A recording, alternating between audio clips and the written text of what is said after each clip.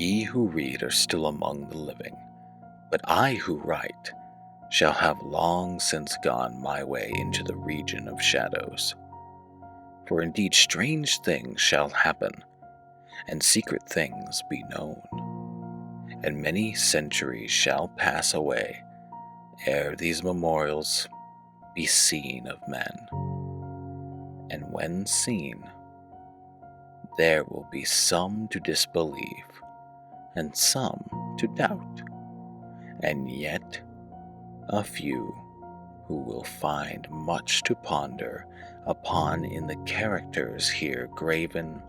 with a stylus of iron. The year had been a year of terror, and of feelings more intense than terror, for which there is no name upon the earth, for many prodigies and signs had taken place, and far and wide over sea and land the black wings of pestilence were spread abroad. To those, nevertheless, cunning in the stars, it was not unknown that the heavens wore an aspect of ill, and to me the Greek oinos, among others, it was evident that now had arrived the alternation of that 794 year when, at the entrance of Aries, the planet Jupiter is conjoined with the red ring of the terrible Saturnus, the peculiar spirit of the skies, if I mistake not greatly, made itself manifest not only in the physical orb of the earth, but in the souls, imaginations, and meditations of mankind.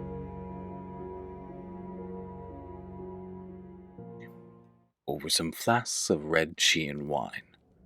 within the walls of a noble hall, in a dim city called Ptolemais, we sat at night, a company of 7, and to our chamber there was no entrance save by a lofty door of brass, and the door was fashioned by the artisan Corinus, and, being of rare workmanship, was fastened from within. Black draperies likewise in the gloomy room shut out from our view the moon, the lurid stars, and the peopleless streets. But the bonding and the memory of evil, they would not be so excluded. There were things around us and about of which I can render no distinct account.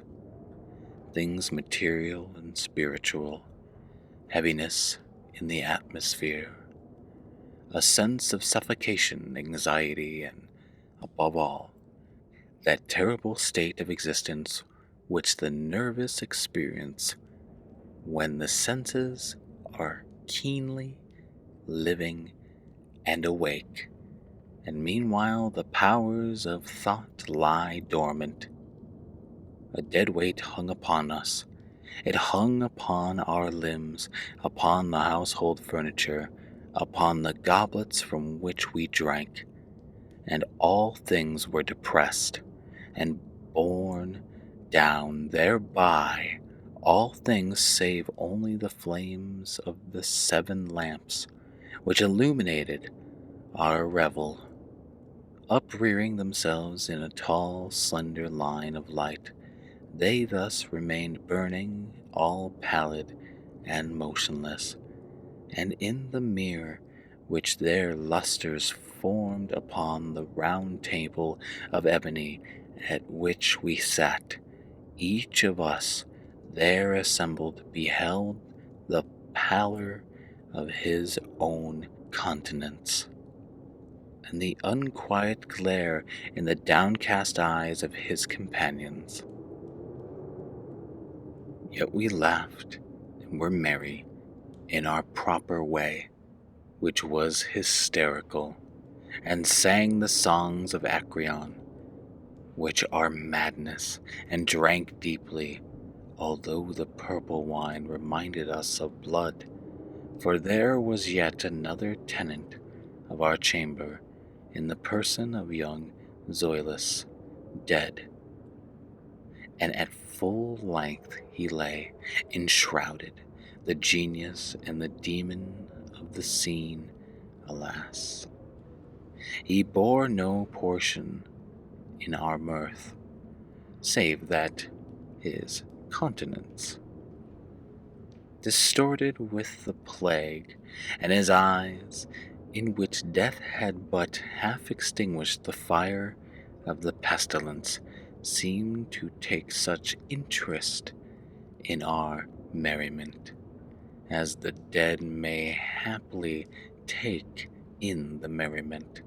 of those who are to die. But although I, Oinus, felt that the eyes of the departed were upon me, still I forced myself not to perceive the bitterness of their expression, and gazing down steadily into the depths of the ebony mirror, sang with a loud and sonorous voice the songs of the son of Tyos. But gradually my songs ceased, and their echoes, rolling afar off among the sable draperies of the chamber, became weak and undistinguishable, and so faded away, and lo, from among those sable draperies where the sounds of the song departed, there came forth a dark and undefined shadow, a shadow such as the moon, when a low in heaven might fashion from the figure of a man, but it was the shadow neither of man nor of a god, nor of a familiar thing, and quivering a while among the draperies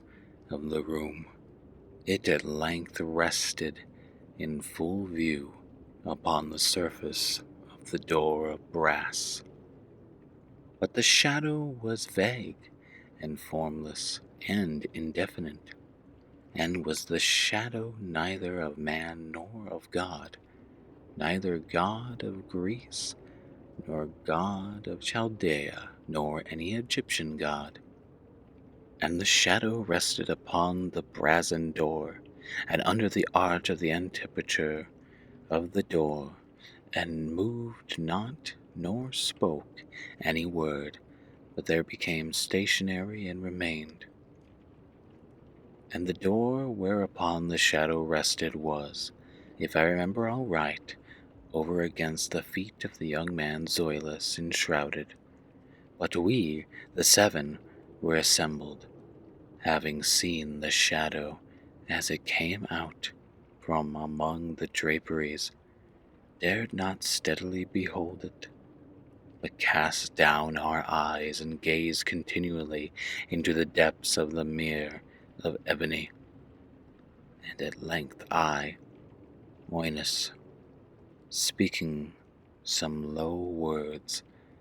demanded of the shadow its dwelling and its appellation. And the shadow answered,